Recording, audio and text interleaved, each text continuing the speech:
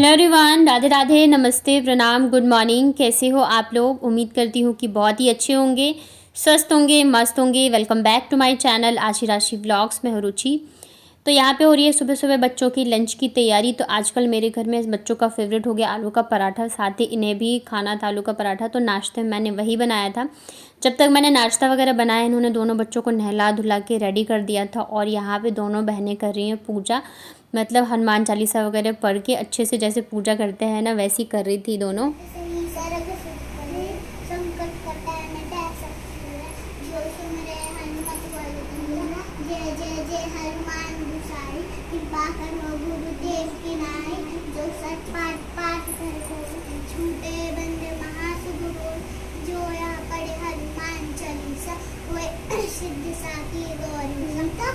तुलसीदास सदा हरिचेरा जयनाथ हृदय माडेरा पवन तनय संकट हरना मंगल मूर्ति बोलो राम लखन सीता सीता हृदय भ्रसव सुरभूति। और अभी तो वैसे ही आशिक को पूरा ऐसे पढ़ना नहीं आता है, लेकिन जैसे मैं पढ़ती हूँ ना डेली, तो सुन सुन के उसने पूरा याद कर लिया हनुमान चालीसा। और बाबू ने भी थोड़ा बहुत, उसको भी याद है, तो वो भी करती है। उसके बाद फिर ये चले गए थे आशिक को छोड़ने के लिए स्कूल। आज ना इनके स्कूल में मैंगो डे सेलिब्रेशन था, तो मतलब येलो ड्रेस में आना था, तो इस वजह से येलो ड्रेस में ही गई थी। साथ में आम, मतलब बोला था आम लेके आना, मतलब अच्छे से सेलिब्रेट किया था। तो बाबू को जाने में तो अभी 1 घंटे का टाइम था, पर इन्होंने दोनों को ही नहला धुला के रेडी कर दिया था। और पहले ऐसे होता था जब ये घर पे रहते थे ना, तो इधर मैं लंच वगैरह बनाती थी और ये दोनों बच्चों को रेडी कर देते। तो कितना भी मतलब कह लो, जब कोई साथ में होता है ना तो बहुत हेल्प हो जाती है। तो उसके बाद फिर ये चले गए थे बाबू को भी छोड़ने के लिए स्कूल के लिए। और आज दोनों बच्चे बहुत ज़्यादा खुश थे, क्योंकि इतने टाइम बाद, मतलब जाने कितने महीनों बाद ये गए थे स्कूल छोड़ने के लिए बच्चों को। और जब ये रहते थे ना, तो मतलब आशिक को तो डेली ही छोड़ के आते थे। उसके बाद फिर ये ऑफिस चले जाते थे, तो बाबू को मैं छोड़ने जाती थी। तो दोनों बच्चे चले गए थे, फिर नहा धो गए, नाश्ता वगैरह करके हम लोग निकल गए बाहर। मतलब आज इन्होंने, मतलब इस बार 2 दिन की छुट्टी, अदरवाइज़ ये 1 दिन के लिए आते थे। और फिर ये रहता है ना, छुट्टी वाले दिन छुट्टी रहती है, तो मतलब जो कुछ काम ऐसे होते हैं ना, मतलब संडे को बंद रहता है, तो फिर नहीं हो पाते। तो इस वजह से मैंने इनसे पहले ही बोला था कि मतलब 1 दिन ऐसे छुट्टी लेके आना कि हम अपने काम जो है वो निपटा सके। तो बच्चे भी स्कूल में थे, हम दोनों निकल पड़े स्कूटी से। और आसमान आप देख रहे हो कि मौसम इतना अच्छा हो रहा था ना, मतलब बादल लग रहे थे, शायद मतलब बारिश हो जाए, ऐसी संभावना सी लग रही थी। और हम जिस काम के लिए निकले थे, मतलब बैंक का कुछ काम था, लेकिन वो काम हुआ ही नहीं, बहुत ही ज़्यादा भटके, लेकिन फिर भी काम जो है हुआ ही नहीं।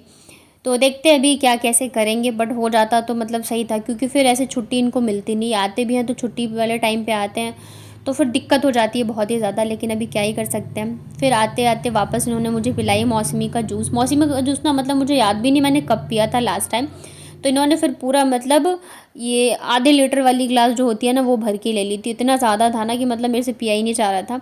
तो मैंने इनसे ये कहा कि मुझे तो याद भी नहीं है मैंने लास्ट टाइम ये कब पिया था, क्योंकि ऐसे ही मतलब मैं कम ही पसंद करती हूँ मौसमी का जूस वगैरह। पर अच्छा था, मसाला वगैरह डाल के बनाया था, तो अच्छा बनाया था भैया ने। लेकिन मतलब इतना ज़्यादा हो गया ना, मेरे से पिया ही नहीं जा रहा था। मौसम अच्छा था तो इतनी ज़्यादा परेशानी नहीं हुई, नहीं तो धूप वगैरह होती है ना, तो मतलब दिक्कत हो जाती है बहुत ही ज़्यादा, बाहर निकलो तो काम हमारा हुआ नहीं। फिर वापस आते टाइम ना, इधर छाता वगैरह लगे हुए थे रोड पे, तो मैंने कहा कि ले लेते हैं बाबू के लिए। आशी के लिए तो है, बाबू के लिए छोटा वाला अम्ब्रेला नहीं है। तो फिर वही लेके आए घर। इधर घर पहुंचते पहुंचते 11:30 लगभग बज चुके थे। यहाँ पे ना कुछ डॉक्यूमेंट्स वगैरह हैं, और ये है बाबू के स्कूल की एडमिशन का फॉर्म। ये मैं ना, मुझे लग रहा है 10 दिन पहले ही लेके आई थी, लेकिन अभी तक मतलब एडमिशन, आप लोगों को पता है जाने आने का चल रहा था, तो एडमिशन नहीं मतलब करवाया था, बस लाके मैंने फॉर्म रख लिया था। और अभी क्या हमारा डिसीजन हो मैं आपको बताऊंगी, आज या कल के ब्लॉग तक आप लोगों को पता चल जाएगा। तो ये फॉर्म जो है ना, मैंने इनको निकाल के दिखाया, और मतलब ये लेके तो मैं यही आई थी कि बस भर के एडमिशन करा दूँ, लेकिन फिर वही बीच में कन्फ्यूज़न वाला था, तो कोई मतलब नहीं बनता था। वैसे उसको हम पीजी में करवा चुके हैं उसका एडमिशन, तो वो जा ही रही थी। तो इधर फिर टाइम हो गया था बच्चों को लाने का, तो हम लोग पहुँच गए थे स्कूल। और कितनी भी चीज़ें मैं खुद अकेले मैनेज करने की कोशिश करूँ, लेकिन फिर भी कुछ ना कुछ ऐसे होता है, मतलब जब ये आते हैं तभी वो चीज़ें हो पाती है।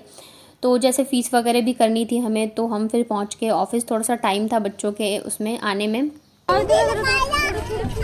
मैम ने लगाया, मैंने थोड़ी बिंदी लगाया इसको।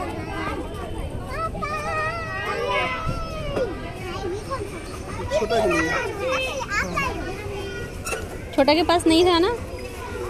ये बिंदी किसने लगाया? लगा के रखो, अच्छी तो लग रही थी।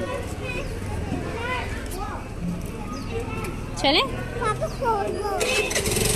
अभी तो बारिश नहीं आ रही ना। चलो छोटा के साथ खेलेंगे ना। छोटा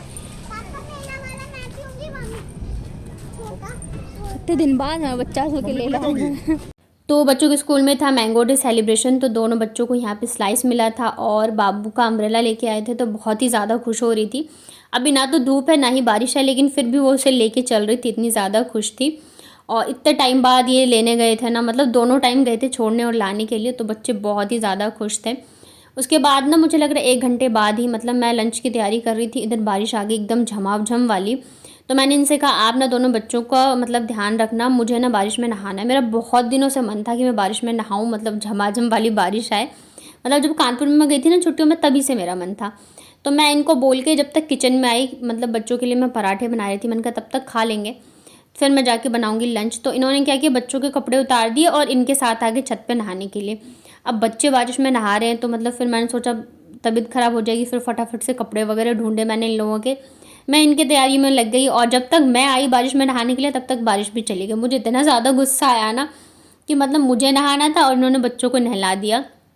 और फिर ये भी है कि मतलब बच्चे बीमार हो जाते हैं बहुत जल्दी, बारिश है तो ये तो चले जाएंगे, फिर मुझे टेंशन हो जाएगी। तो मुझे इतनी ज़्यादा गुस्सा आ रही थी, मुझे नहाना था। जब तक मैं आई हूँ तब तक बारिश भी चली गई और हल्की हल्की धूप की भी वैसी ही हो रही थी। और इधर देखो पानी जो है भर गया था, मतलब बारिश अच्छी खासी आ गई थी, तो पानी जो है भर गया था। तो बच्चों ने बहुत इन्जॉय किया और मेरे मतलब ऐसा इतनी हल्की बारिश हो गई थी ना, मेरे सूट भी नहीं गीले हुए थे, बस नाम के लिए मैं बारिश में आई थी। तो फिर वापस आ गई, बच्चों के कपड़े वगैरह चेंज किए, नहलाया धुलाया और मैं इधर लग गई लंच की तैयारी में। तो आज जो है लंच थोड़ा सा स्पेशल बनाऊंगी।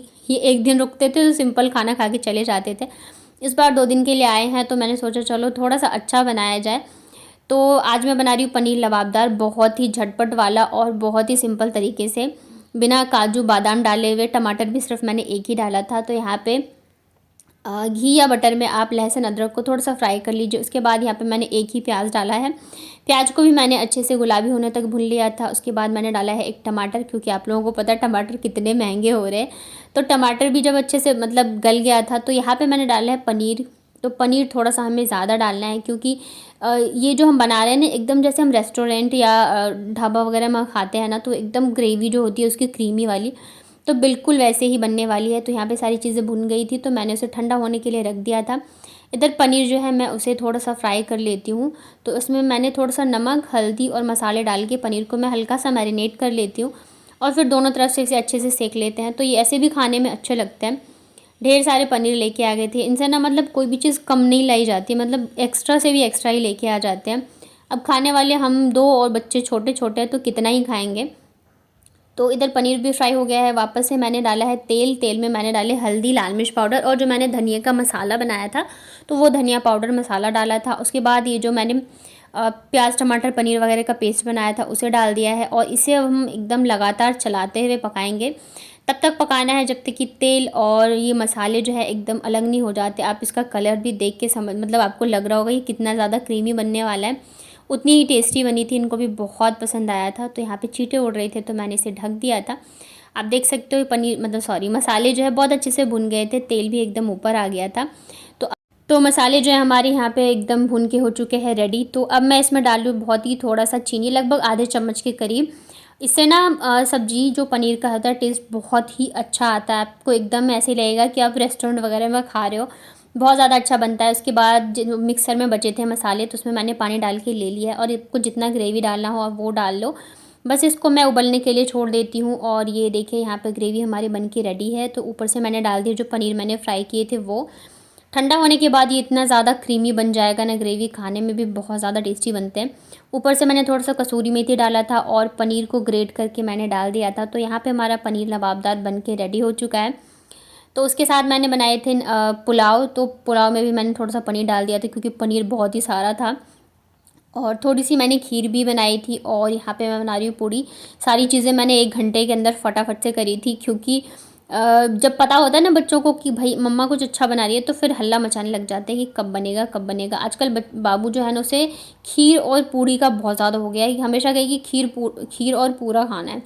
तो आज ये भी थे घर पे, तो मैंने कहा चलो आज बनाया जाए अच्छा सा। बारिश भी आ गई है तो मौसम भी मतलब जब ठंडा मौसम होता है ना और बारिश का मौसम होता है तो खाने में भी अच्छा अच्छा ही मन करता है। तो यहाँ पे देखिए सारा जो मेरा है बन के हो चुका है रेडी। तो बस पूड़ियाँ भी मैंने निकाल ली है फटाफट से, खीर यहाँ पे बन गई है। ऊपर से मैंने थोड़े से डाले हैं बादाम मैंने इनसे कहा था कि आप काट देना, और ये देखो कितना मोटा मोटा काटा है इन्होंने।